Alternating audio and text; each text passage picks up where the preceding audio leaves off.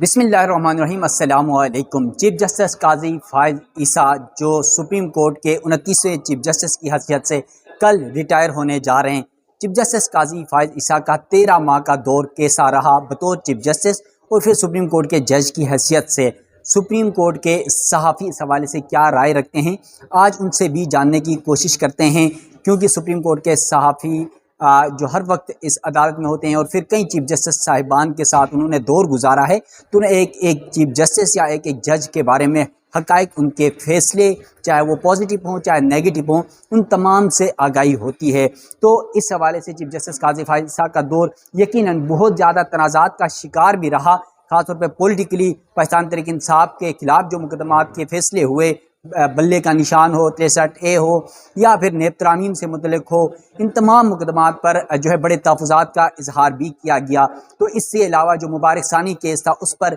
मजहबी जमातों की जानिब से बहुत तहफ़्फ़ुज़ात का इजहार किया गया। ये तमाम तर मुकदमात और उनके फ़ैसले और उनका दौर कैसा रहा, इस हवाले से सहाफ़ियों की राय जान लेते हैं। बदतरीन स्यातरीन दौर था काजी फायद ईसा का।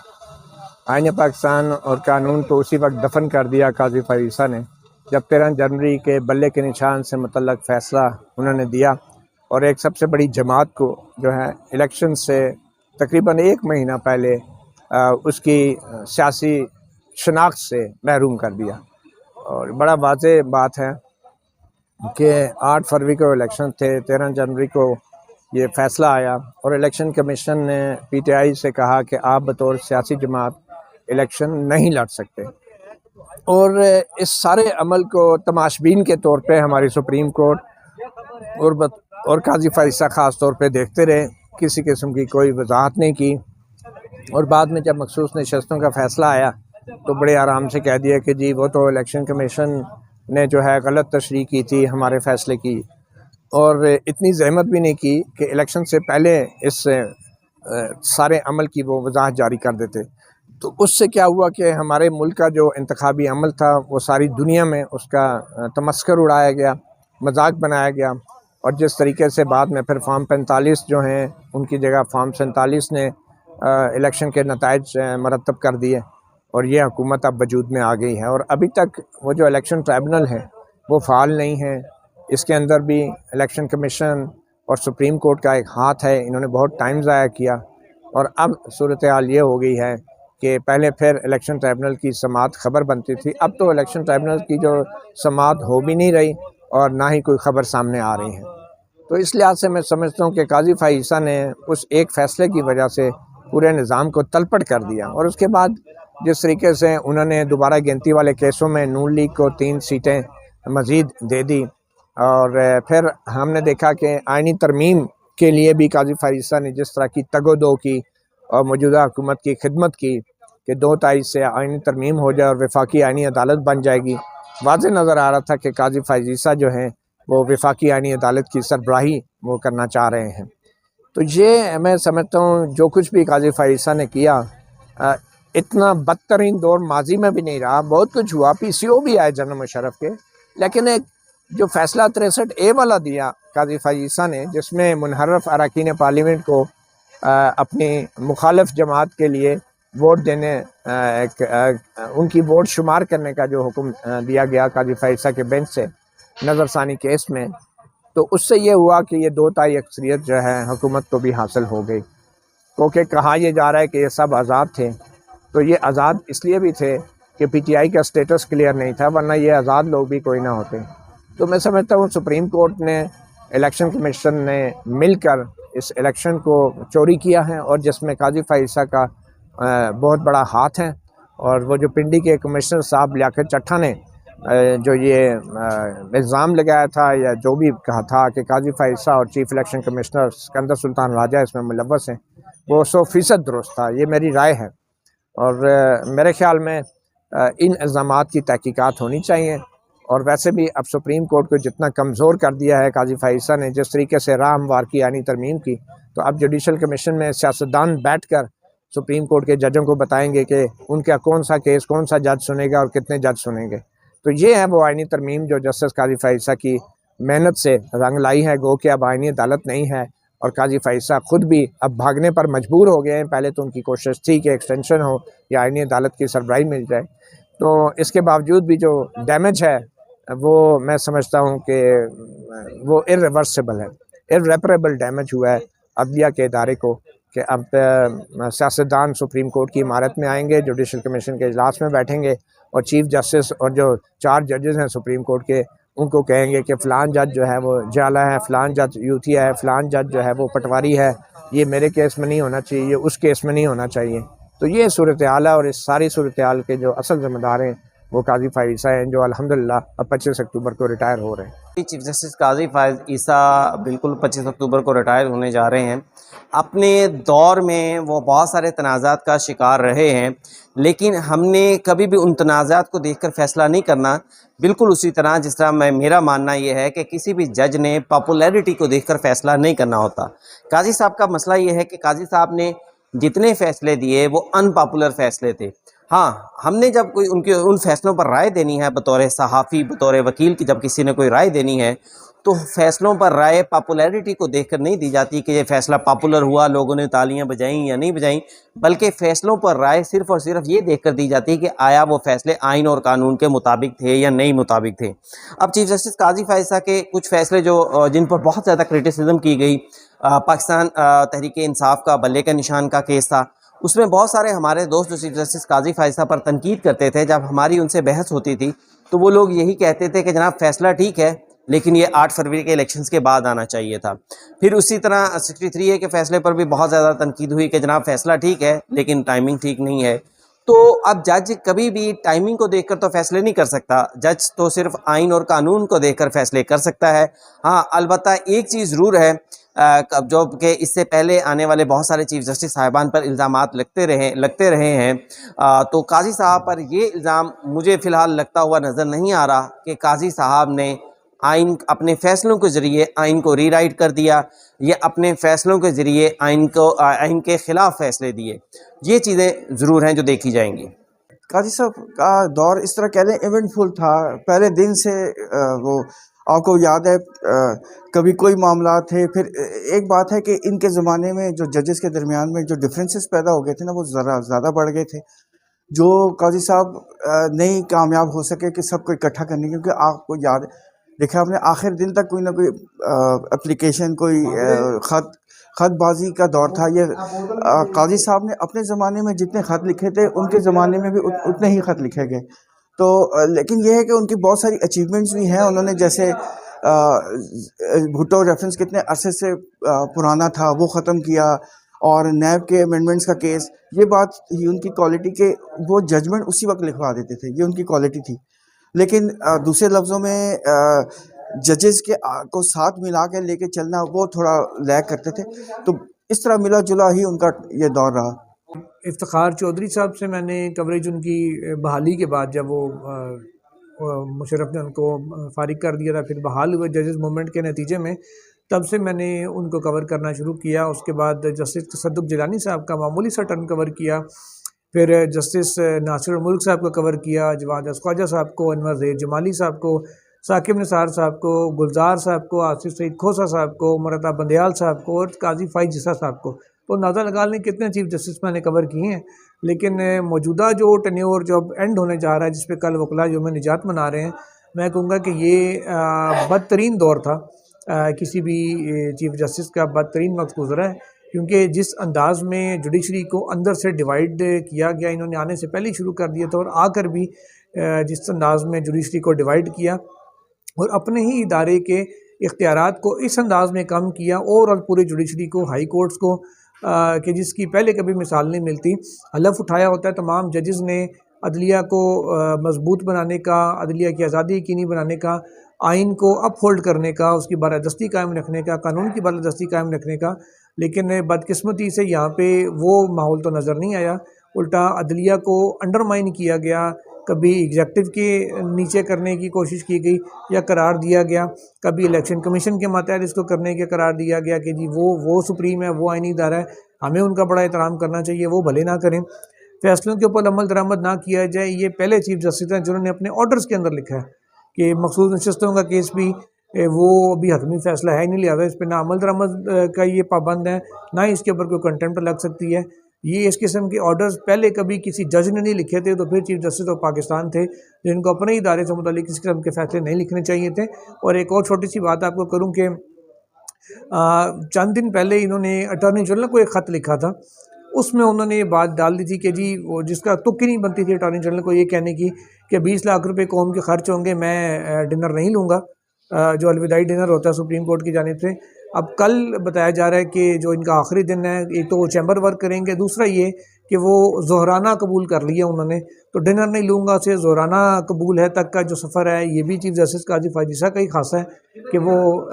अपनी कई भी बात को भूल जाते हैं, अपने लिखे हुए ऑर्डर्स तक भूल जाते हैं। कल जस्टिस हसन अजहर रिज़वी को उनको याद कराना पड़ा कि जनाब प्रैक्टिस एंड प्रोसीजर कानून में मुअत्तल शुदा था, उसकी सस्पेंशन को मंसूर अली शाह साहब के नोट को आपने इंडोर्स किया था और फैसले का हिस्सा बनाया था, और आप तफसीली फैसले में नैब तरमीम केस में लिख रहे हैं कि वो बेंच ही कानून के मुताबिक नहीं बना था, 5 रुकनी होना चाहिए था, 3 कैसे बन गया। तो हाफजा इतना कमज़ोर था उनका, याद ही नहीं होता था कि सुबह मैंने क्या कहा है, शाम को मैंने क्या कहा है, और जज्बात में गुस्से में आकर जजेस को केस नहीं सुनने चाहिए। ये बच्चा बच्चा कहता है, शरीयत का भी ये तकाजा है, लॉ और आइन का, कानून का भी ये तकाजा है, हलफ का भी ये तकाजा है, लेकिन यहाँ हमने देखा कि किस अंदाज में गुस्से में और एक माइंड पहले से बना के केसेस को सुना गया। तो वक़्त है कि आइंदा जो भी चीफ जस्टिस आएगा, जो भी जज आएगा, वो इस अंदाज में कम अज़ कम अदालत को नहीं चलाएगा। काजी साहब का दौर एक लफ्ज़ में एक फ़रेब रहा। बहुत से लोगों को ये लगा था कि चीफ जस्टिस काजी फ़ायज़ ईसा जब आएंगे तो बुनियादी इंसानी हकूक़ का एक बोलबाला होगा, हर शख्स के बुनियादी इंसानी हकूक़ उसको मिलेंगे, जबरी गुमशुदगियाँ ख़त्म होंगी क्योंकि उनका ताल्लुक़ सूबा बलूचिस्तान से है। उसके अलावा ये भी तासुर था कि जब वो आएंगे तो किसी जमात के ऊपर इस वजह से जबर नहीं होगा कि उस वक्त की फ़ौजी इस्टेब्लिशमेंट उस सियासी जमात के ख़िलाफ़ है। लेकिन फिर हमने देखा कि 3 महीने, पहले 3 महीने एक हनीमून पीरियड जैसे किसी चीफ जस्टिस का होता है, जब वो गुजरा और इस साल का सूरज निकला तो हमें इस साल के सूरज निकलते ही मालूम पड़ गया कि हवाएं किस तरफ चल रही हैं। पहले 2 जजेस का इस्तीफ़ा सामने आया, एक जज के खिलाफ रेफरेंस का आगाज़ हुआ। ठीक है, गो के वो करप्ट थे, करप्शन के चार्जेस थे और वो उन जज साहब को निकालना भी मकसूद था, लेकिन जिस तरीके से बरगिरफ्तारी से उनका रेफरेंस चलाया गया, फिर 13 जनवरी को बल्ले का निशान छीना गया पीटीआई से, फिर मुतनाज़ तरीन इंतखाबात उनके दौर में हुए, सहरा उन्हीं के सर जाता है, फिर मुतनाज़ तरीन इलेक्शन कमीशन को एक कवर भी दिया, जबरी गुमशुदगियों का केस एक मरतबा टेकअप किया, लेकिन फिर उसको उसी तरह से जो 60,000 केसेस का कूड़ेदान है उसमें फेंक दिया। उसके अलावा दीगर जो मुकदमात थे पोस्ट पोल, उसमें इलेक्शन कमीशन की मुकम्मल सहूलतकारी की। वो ट्रिब्यूनल्स लगाने का मामला हो, वो जो मखसूस नशिस्तें हैं उनका मामला हो, पाकिस्तान तहरीक इंसाफ के रिकाउंटिंग के केसेस हो, किसी भी तरह से कोशिश की गई कि इलेक्शन कमीशन को और मौजूदा हुकूमत को मुकम्मल सहूलतकारी करके दी जाए। उसके अलावा साथी जजेस के खिलाफ फैसले लिखना, साथी जजेस को तनकीद का निशाना बनाना, उसके अलावा सुप्रीम कोर्ट में बदतरीन धड़ेबाजी करना, ये सब कुछ हमने इस दौर में देखा। और जो एक जाहिर है कि जब आपका अपने घर के अंदर ही इतनी आग लगी हो तो आप बाहर की आग को कैसे देख सकते हैं। और फिर 6 जजेस का ख़त आया, उस ख़त पर भी आपने कह दिया कि मेरी वॉच पर कुछ भी नहीं हो रहा। आपके दौर में बदतरीन इंसानी हकूक़ की पामालियाँ ना सिर्फ एक सियासी जमात के साथ हुई, भूल जाएं उसको कि वो पीटीआई है, लेकिन उसके अलावा लोगों के घरों में रेड, किसी को उठा लेना, किसी को गायब कर लेना, सहाफ़ियों की ज़ुबान बंदी करना, एक क्रैकडाउन बुरी तरह से आपके दौर में जारी रहा, लेकिन आपने सिर्फ अपना तकिया किया एक बुनियादी इंसानी हकूक़ का मकबरा बनाने में। तो ये दौर रहा चीफ जस्टिस काजी फ़ायज़ ईसा का, जिसको लोग जस्टिस मुनीर के दौर से भी बदतरीन करार दे रहे हैं। तो इसमें मुझे और आपको तो मुझे लगता है बहुत ज़्यादा एक्सप्लेन करने की ज़रूरत नहीं है। और फिर चीफ जस्टिस काजी फ़ायज़ ईसा का दौर मीडिया के लिए भी एक बदतरीन दौर रहा। सुप्रीम कोर्ट ऑफ पाकिस्तान की साख में कुछ इजाफा नहीं हुआ, बल्कि मज़ीद जो डिवाइड शायद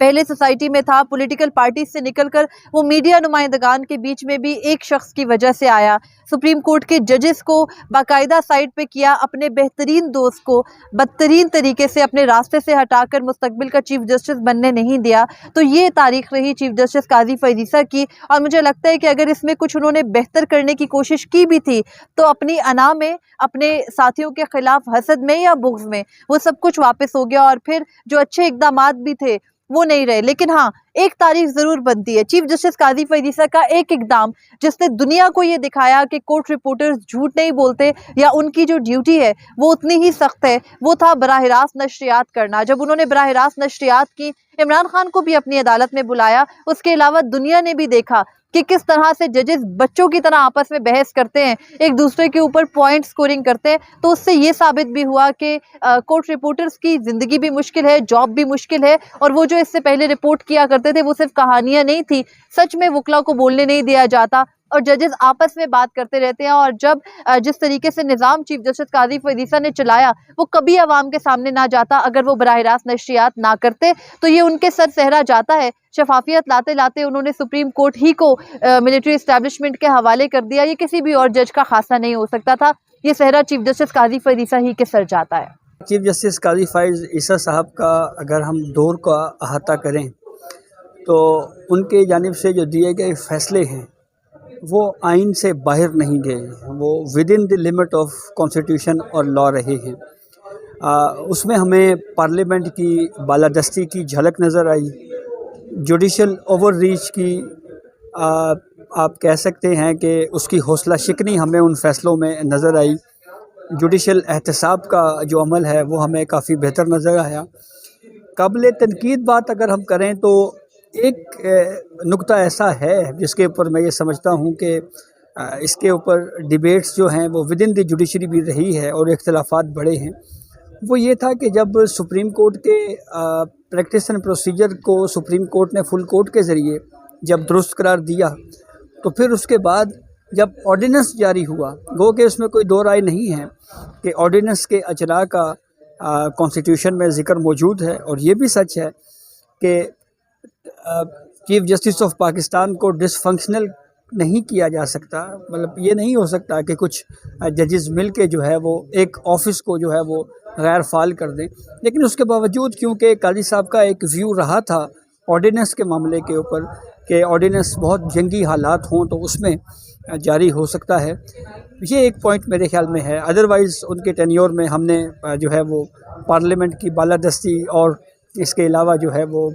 उनके फैसलों में कहीं पे भी ये नज़र नहीं आया कि वो आइन से बाहर गए हैं। चीफ जस्टिस काजी फैज ईसा के दौर को मैं दो हिस्सों में तकसीम करता हूँ। उनका ये दौर बल्ले वाला फैसला देने से शुरू हुआ और उससे जो बहरान पैदा हुआ उसको समेटने पर ख़त्म हुआ। इस दौरान उन्होंने जो बाकी अच्छे फैसले किए हैं, मुशर्रफ या भुट्टो का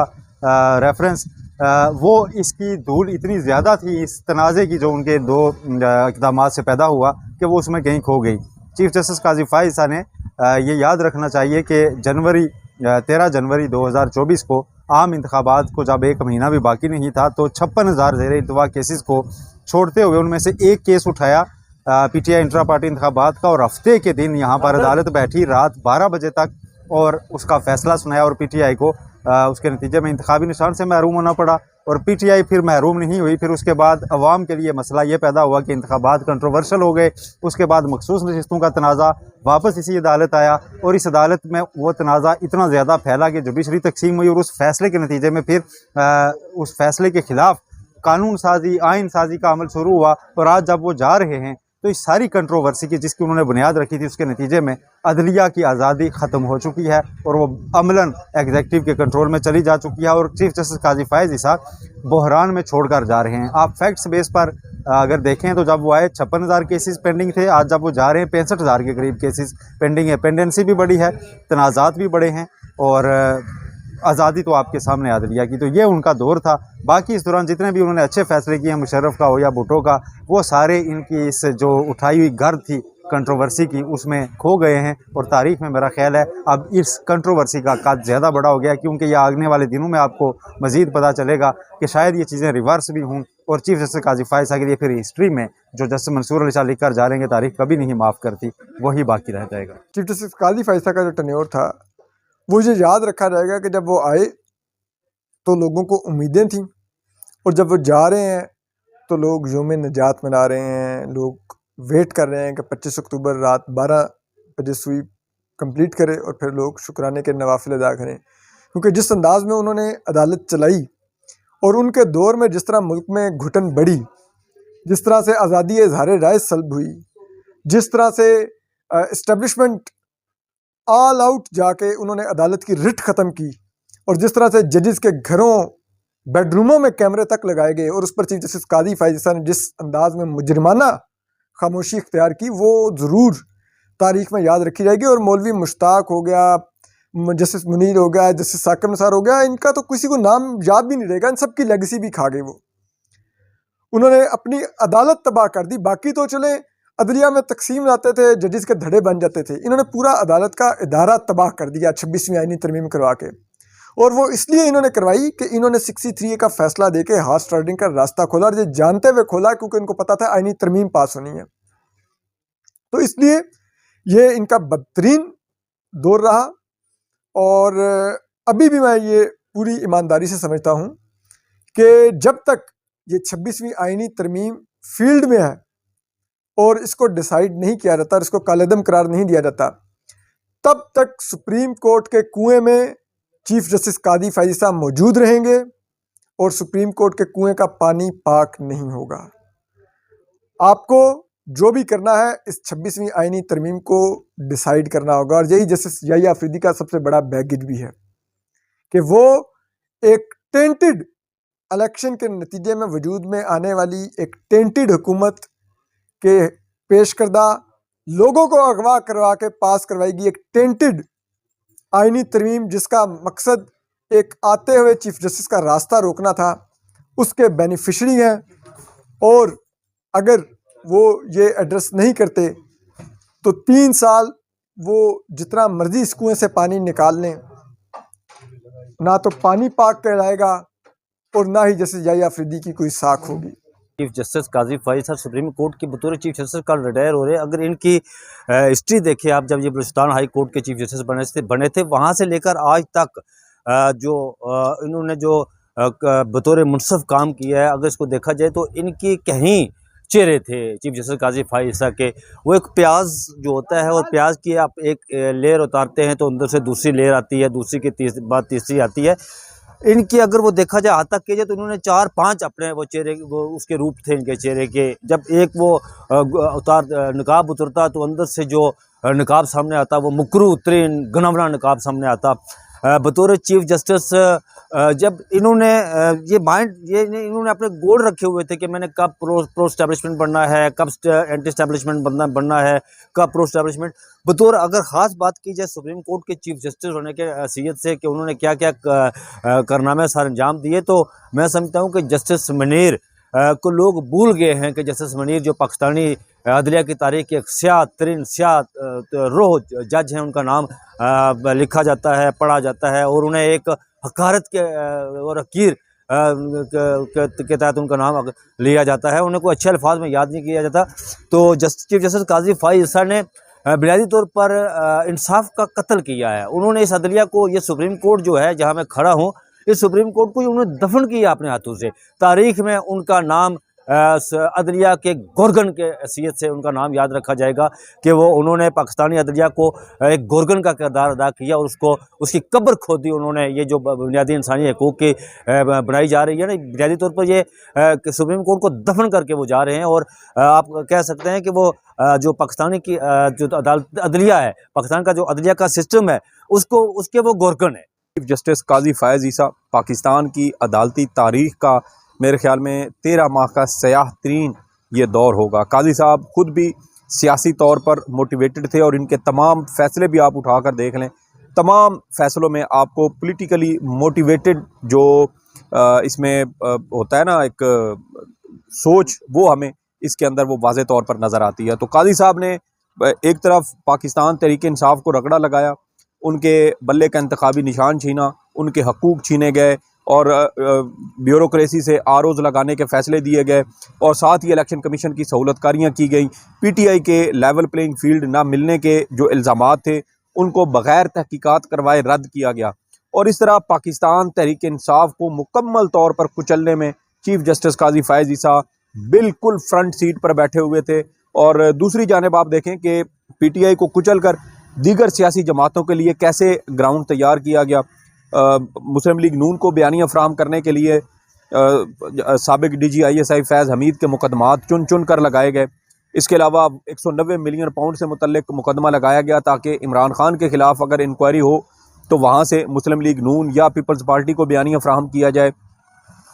फिर सबसे बढ़ के कि जब तक बंदियाल साहब रहे नवाज शरीफ साहब की पाकिस्तान वापस आने की जुर्रत नहीं हुई, और जब काजी साहब चीफ जस्टिस बने तो उसके अगले ही महीने नवाज शरीफ साहब न सिर्फ पाकिस्तान वापस आए बल्कि महज 47 रोज़ के अंदर अंदर नवाज शरीफ के करप्शन के 3 संगीन मुकदमात भी ख़त्म कर दिए गए। जिस तरीके से नवाज शरीफ की सहूलतकारी हुई उसमें हर सतह पर अगर देखा जाए तो काजी साहब का भी नाम आएगा। इनके बगैर मुमकिन नहीं है कि अगर बंदियाल साहब के ऊपर ये इल्ज़ाम लगता था कि वो पीटीआई की सहूलतकारी करते थे, वो भी चीफ जस्टिस थे, तो फिर ये कैसे मुमकिन है कि चीफ जस्टिस काजी फ़ायज़ ईसा बतौर चीफ जस्टिस पाकिस्तान ओहदे पर बैठे हों और नवाज शरीफ साहब उनके होते हुए वापस आएँ और महज 47 रोज़ के अंदर अंदर उनके 3 संगीन मुकदमात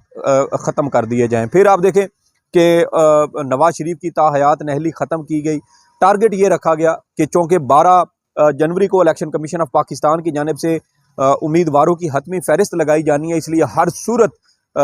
10 जनवरी तक उस केस का फ़ैसला करना था और उसमें भी आप देखें वन साइडेड ये सारी चीज़ें की गई। फिर आप देख लें पाकिस्तान पीपल्स पार्टी को बयानिया देना था तो जुल्फ़कार अली भुट्टो का मुकदमा फरमाइश के ज़रिए काजी साहब के अदालत में लगाया गया और फिर उसमें भी एक साबिक वज़ीर आज़म को इंसाफ फराहम किया गया। लेकिन जिस वक्त ये सारी चीज़ें काजी साहब सुन रहे थे उसी वक्त जहां इस्लामाबाद की सुप्रीम कोर्ट से महज 50 किलोमीटर दूर अडियाला जेल के अंदर एक और साबिक वज़ीर आज़म उन्हीं ब्लू प्रिंट्स के ऊपर उसके साथ भी इंतकामी कार्रवाइयाँ हो रही थीं। लेकिन इस बार हुआ ये कि 50 साल पुराने मुकदमे में साबिक वज़ीर आज़म को इंसाफ फराहम कर रहे हैं, लेकिन मौजूदा दौर में अगर देखा जाए तो इमरान खान भी बिल्कुल उसी ब्लू प्रिंट्स के ऊपर उनके साथ इंतकामी कार्रवाइयाँ हुई और उस मामले में काजी साहब ना सिर्फ खुद सहूलतकार थे बल्कि उन्होंने एक तरह से मुजरिमाना खामोशी भी इख्तियार किए रखी, पीटीआई से बल्ले का इंतखाबी निशान छीना ताकि वो आम इंतखाबात में हिस्सा न ले सकें और आज तक काजी साहब उसकी सफाइयाँ देते फिरते हैं। तो ये रिटायरमेंट के बाद भी सफाइयाँ देंगे, लेकिन ये इल्ज़ामात जो उनके ऊपर लग चुके हैं, जो लेगेसी वो छोड़ के जा रहे हैं, मेरे ख्याल में वो पाकिस्तान में जस्टिस मुनीर से भी बदतरीन अल्फाज में याद रखे जाएंगे। पाकिस्तान की 77 साल अदालती तारीख है वो कोई इतनी आइडियल नहीं है कि जिसकी हम मिसालें दें, मगर बिलखसूस जो गुज़श्ता 1.5 से 2 बरस गुजरे हैं और उनमें काजी फ़ायज़ ईसा का जो टेन्योर है उसे मैं 3 अलग अलग चीज़ों में देखता हूँ, 3 अलग अलग डायमेंशंस में देखता हूँ। सबसे पहले मैं उसे देखता हूँ बुनियादी इंसानी हकूक़ के ज़मरे में, दूसरे नंबर पर मैं उसे देखता हूँ कि इलेक्शंस हुए जमहूरियत के ज़ुमरे में, और तीसरे नंबर पर मैं उसे देखता हूँ अदलिया की आज़ादी के ज़ुमरे में। तो बड़ी बदकिस्मती के साथ आज हमें ये कहना पड़ रहा है कि ये जो गुज़श्ता 1 से 1.5 बरस काजी फ़ायज़ ईसा का बतौर चीफ जस्टिस गुजरा है, ये पाकिस्तानी अदालती, सियासी, समाजी हर तारीख से एक सियाह तरीन दौर है। उसकी वजह है, आप देखिए कि बुनियादी इंसानी हकूक़ वायलेट किए जाते रहे, लोग काजी फ़ायज़ ईसा की अदालत में आकर चीखते रहे, मगर काजी फ़ायज़ ईसा साहब के कानों पर जूं तक नहीं रेंगी और वो इसे मानने तक तैयार नहीं थे। वो उल्टा ये कहते रहे कि इस वक्त आइन की अमलदारी है, वो ये कहते रहे कि इस वक्त कानून की अमलदारी है, इस वक्त मुल्क में जमहूरियत है। जब मार्शल लॉ से भी बदतरीन दौर था, हाइब्रिड निज़ाम था,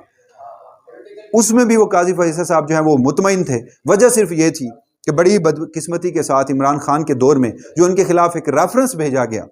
काजी फ़ायज़ ईसा साहब इमरान खान से उस रेफरेंस को एक दुश्मनी में तब्दील कर चुके थे और फिर उन्होंने गिन गिन कर बदले लिए। बुनियादी इंसानी हकूक़ वायलेट हुए,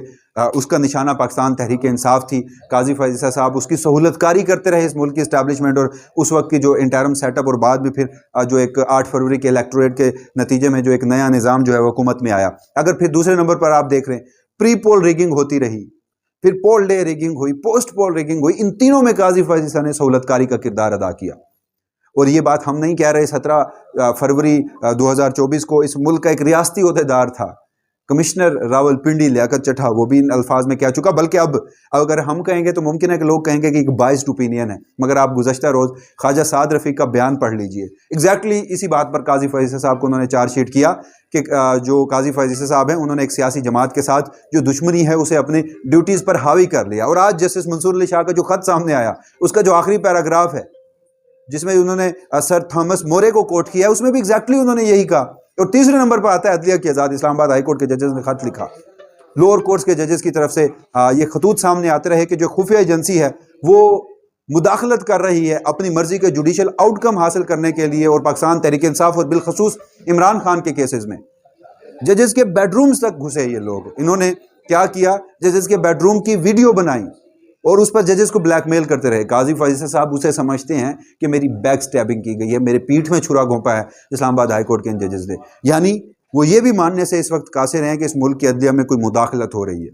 तो इस तरह इन तीनों परस्पेक्टिव में मैं देखूं तो बड़ी बदकिस्मती के साथ एक सियाह तरीन दौर जो था वो अब गुजर चुका, एक दिन बाकी है और उसके बाद अब तमाम तर नजरें जो हैं वो जस्टिस शियाई अफरीदी के ऊपर। काजी साहब के दौर को परखने के दो एंगल हैं, ठीक है। एक है पॉपुलिस्ट अप्रोच और एक है कॉन्स्टिट्यूशनलिज्म, ठीक है। अगर आप पॉपुलिस्ट अप्रोच से के तहत देखेंगे तो आप कहेंगे कि यार उसने कोई ऐसा फैसला नहीं किया कि जो पॉपुलरिज्म को फ़रोग मिले, अवाम में उसकी मकबूलियत हो, ये हो वो हो, तो वो तो शायद आप उसको जज के भी शायद क्राइटेरिया पे पूरा ना देखें। जैसे पॉपुलिस्ट अप्रोच की बात करूं, हाँ अगर आप कॉन्स्टिट्यूशन को सामने रखें, कानून को सामने रखें, तो फिर आप कहेंगे कि इस जैसे जज जो हैं तो वो तो बहुत कलील पाकिस्तान की हिस्ट्री में आए हैं। तो मैं कॉन्स्टिट्यूशनलिज्म के हवाले से या आइन पसंदी को जब देखता हूं तो मुझे चीफ जस्टिस काजी फैज़ ईसा जैसा जज जो है वो सुप्रीम कोर्ट में बहुत यानी आटे में नमक के बराबर मिलते हैं। और मेरी नज़दीक जस्टिस दुराब पटेल के बाद अगर मैं किसी को सुप्रीम कोर्ट का एक मौजूद जज और बेस्ट जज देखता हूं तो वो काजी फैज़ ईसा को देखता हूं। और काजी फैज़ ईसा ने अपने दौर के अंदर जो सुनहरी फैसले किए हैं, ख़ासकर उन्होंने जो आइन के खालिक थे शहीद जुल्फ़िकार अली भुट्टो, उनके साथ इंसाफ करने की कोशिश की, उन्हें जो है वो मासूम करार दिया कि उनको शफाफ ट्रायल का मौका नहीं दिया गया था। इसके साथ साथ उन्होंने आमिर परवेज़ मुशर्रफ को की सज़ाए मौत का फ़ैसला बरकरार रखा और इसके साथ साथ उन्होंने एक और आमिर जो है ज़ियाउल हक उसके नाम के साथ सदर लिखने की मुमानियत की। और इसके साथ साथ उन्होंने जो फ़ैसले किए वो पार्लिमान की बालादस्ती से मुतअद्दिद उनके फ़ैसले जो हैं वो आने वाले दिनों में जो है वो साबित करेंगे कि वो कितने अच्छे जज रहे हैं। इसके साथ साथ अगर हम देखें कि चीफ जस्टिस काजी फैज़ ईसा के जो चैलेंज थे वो बहुत ज़्यादा दरपेश थे और काजी फैज़ ईसा के दौर के अंदर सुप्रीम कोर्ट में पोलराइजेशन जो है वो इतनी बड़ी कि हमें आइन पसंद जज जो है वो एक तरफ मिले और पॉपुलिस्ट अप्रोच पर फैसला देने वाले जज एक तरफ हमें मिले। और पॉपुलिस्ट अप्रोच पे जो जज फैसला देते थे वो अवाम को देखते थे और वो देखते थे ये पॉपुलर बयानिया है, हमें उसके साथ खड़ा होना चाहिए। और अनफॉर्चुनेटली उन्होंने आइन और कानून को जो है एक साइड पे रख के जो है मावरा आइन फैसले देकर जो है वो अवाम में सिर्फ अपनी मकबूलियत चाहिए। जैसा कि आज जस्टिस मंसूर अली शाह ने भी अपने एक लेटर में उसका जिक्र किया, कहते हैं जी अवाम देख रही है। तो मैं मंसूर अली शाह से माजरत के साथ कि अवाम नहीं देख रही, अवाम के हम ये देख रहे हैं कि आप आइन को कितना देखते हैं। आपको आइन के मुताबिक चलना चाहिए, अवाम के मुताबिक नहीं चलना चाहिए। और यही चीज़ जो है वो काजी फैज़ ईसा ने अपने दौर में रखी कि उन्होंने सिर्फ आइन को देखा, उन्होंने सिर्फ कानून को देखा, अवाम को नहीं देखा और ना उन्होंने पॉपुलर बयाने को जो है देखा। तो इसी वजह से चीफ जस्टिस काजी फैज़ ईसा का जो दौर है वो एक मिसाली दौर समझा जाएगा। और सबसे बड़ी बात यह है कि उन्होंने जो है वो अपने इख्तियारात नीचे सरेंडर किए और जैसे काजी उसने साबिक सदर आसिफ अली जरदारी ने अपने तमाम सदारती इख्तियारात पार्लिमान को और न्यूक्लियर बटन समेत सब कुछ पार्लिमान को दे दिया था। बयाने इसी तरीके से काजी फैज़ ईसा ने वो जो कंसेप्ट था कि चीफ जस्टिस जो है वो आमिर बन जाता था, वो कंसेप्ट ख़त्म करके उन्होंने अपने इख्तियारात जो है वो नीचे बाकी जजेस को भी मुंतकिल किए। तो ये इससे साबित होता है कि वो आइन पसंद और जमहूर पसंद और पार्लिमान की बालादस्ती पर यकीन करने वाले जो हैं वो जज गुजरे हैं। और ऐसे जज शायद जो है वो मैं तो यही कहूँगा कि चिराग रुख ज़ेबा लेकर भी उनको ढूंढना महाल है। काजी साहब का जो दौर शुरू होना था जब, तो हम जैसे कुछ नादान थे जो बहुत सारी एक्सपेक्टेशंस लेकर बैठे थे, बहुत सी तवक्कुआत थी हमारी उनसे, क्योंकि उनके माजी के जो फैसले थे बिलखसूस जब वो जस्टिस काजी फैज़ ईसा थे, उनसे हमें ये तासुर मिला था कि ये एक ऐसा जज है जो स्टेटस को चैलेंज करता है, जो एंटी इस्टेब्लिशमेंट फैसले देता है, जो माजी में आज तक किसी ने नहीं दिए। ये वो बेसिस हैं जिनकी बुनियाद पर हम लोगों ने एक अपनी एक सोच कायम कर ली थी कि ये ऐसे जज होंगे, अगर ये मुनसिफ़ आला बनते हैं, चीफ जस्टिस ऑफ पाकिस्तान बनते हैं, तो ये शायद कोई मेजर ब्रेक थ्रू करेंगे, अदालती निज़ाम के अंदर कोई बेहतरी आएगी और ये जो घुटन का माहौल एक तवील अरसा से पाकिस्तान में चला आ रहा है ये शायद ख़त्म होगा। मगर फिर हमने देखा कि जस्टिस काजी फैज़ ईसा भी अपने जो प्रेडेसेसर्स हैं उनके रंग में रंगे जा चुके थे। कुछ अर्सा हमने देखा, पहले एक फ़ैसला आया, फिर दूसरा फ़ैसला आया और बाद अज़ान जब नया साल शुरू हुआ, साल 2023 से जब हम 2024 में आए और इंतखाबात का मामला आपको याद होगा उसने तूल पकड़ लिया और उसके बाद फिर देखा गया 13 जनवरी को चीफ जस्टिस काजी फाइज ईसा ने एक फ़ैसला दिया और फिर वो एक बुनियाद है जिस बुनियाद के ऊपर फिर उनकी जो पूरी ये इमारत है उनकी मुनसफ़ आला की ये खड़ी है, जिसकी बुनियाद पे आप देखें 13 जनवरी का अगर फैसला होगा तो फिर आगे इमारत कैसी होगी। फिर आपके 8 फरवरी के इंतखाबात होंगे जिनमें डायरेक्टली आप पर इल्ज़ामात लगाए जाएंगे कि आप उस धांधली में मुलव्वस हैं। उसके बाद फिर जो दीगर भी कई मामलात आए हैं, ट्रिब्यूनल्स का मामला भी रिसेंटली हमने देखा, उसमें किस तरह की कंट्रोवर्सीज हुई और दीगर भी कई मामलात। सबसे इम्पॉर्टेंटली जो हम समझते थे कि खुफिया इदारे अगर मुदाखलत करते हैं, क्योंकि काजी फाइज ईसा साहब बतौर जस्टिस काजी फाइज ईसा जब उनके खिलाफ रेफरेंस आया था तो बड़े ज़ोर शोर के साथ बात करते थे, तनकीद करते थे, खुफिया इदारों पर, एजेंसीज़ पर बात करते थे, कहते थे कि जो खुफिया इदारे हैं वो जजेस की जासूसी करवाते हैं। वो अपना रेफरेंस दिया करते थे कि जब उनके खिलाफ सदारती रेफरेंस के लिए डाटा कलेक्ट किया जा रहा था। फिर जब 6 जजेस का ख़त आया तो हमें लगा अब काजी फाइज ईसा साहब का वो रूप हम देखेंगे जो हम तवील अरसा से जिसका इंतज़ार कर रहे थे, मगर फिर हमने देखा बदकिस्मती के साथ वहाँ पर भी हमें एक तरह से मायूसी हुई। काजी फाइज ईसा साहब को जो करना चाहिए था वो उन्होंने नहीं किया। एज एन इंस्टीट्यूशन एक रिस्पांस अगर वो दे देते स्ट्रॉन्ग किस्म का तो शायद जिस मैस में आज हम फंसे हुए हैं इससे निकल चुके होते। उन्होंने उस मैस को मज़ीद बढ़ावा दिया और आज नतीजा आप देख लें कि अपने ही अदलिया को उन्होंने काफ़ी हद तक गैर मौसर कर दिया है, टुथलेस बना दिया है। एक आइनी तरमीम जो जनाब काजी फाइज ईसा साहब की असिस्टेंस के बगैर किसी भी सूरत में मुमकिन नहीं थी वो आज हो चुकी है और आप देख सकते हैं कि उसके नताइज भी आना शुरू हो चुके हैं। नाज़रीन, सुप्रीम कोर्ट के चीफ जस्टिस काजी फाइज ईसा कल 25 अक्टूबर रात 12 बजे रिटायर हो रहे हैं और नामजद चीफ जस्टिस याया अफरीदी जो है वो 26 अक्टूबर को अपने ओहदे का हलफ उठाएंगे। सुप्रीम कोर्ट के सीनियर तमाम सहाफ़ी, चाहे वो मुखालिफ हों चाहे वो हिमायती हों, उन तमाम की राय मैंने आपके सामने रखी, उनके ख्यालात आपके सामने रखे। चीफ जस्टिस काजी फाइज ईसा का दौर कैसा रहा, उनके फैसले कैसे रहे, तनकीद क्यों हुई, तारीफ़ क्यों हुई, क्या हुकूमत को फेवर दिया, क्या अपोजिशन के खिलाफ गए, क्या पाकिस्तान तहरीक इंसाफ के खिलाफ मुकदमात के फैसले सुनाए, इन तमाम तरह हक़ाइक़ से इसकी वजूहात क्या थी, वो सब कुछ आपने सहाफ़ियों की बातें सुनी। हर सहाफ़ी की अपनी अपनी राय है, उनकी अपनी ऑब्जर्वेशन है, क्योंकि उन्होंने तमाम चीफ जस्टिस साहिबान को देखा हुआ है, उनके फैसले, उनके मुकदमात को देखा हुआ था। तो इन तमाम तर सूरत हाल से मैंने इन सहाफ़ियों की राय आपके सामने रखने की कोशिश की ताकि आपको सुप्रीम कोर्ट के उन सहाफ़ियों के बारे ज़रिए आप तक तमाम तर हक़ाइक़ पहुँच सकें। तो सुप्रीम कोर्ट ऑफ पाकिस्तान से अब्रार हुसैन अस्तरी को दीजिएगा इजाज़त। अल्लाह हाफिज़।